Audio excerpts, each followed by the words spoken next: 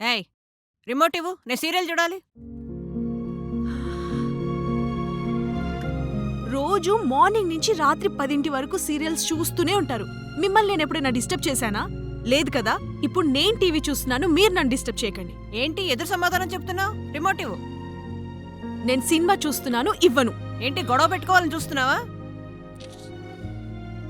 ఇక్కడ మీకు నచ్చినట్టు ఉండడానికి నేను రాలేదు. ఏంటి ఏం జరిగింది? రోడ్డు వరకు వినబడుతున్నాయి మీ మాటలు. మీ అమ్మని అడగండి. ఏమైందమ్మా? ఒరే, నీ పెళ్ళం చాలా పొగరబోద్దురా. మొగుడు కదా అదుపులో పెట్టుకో.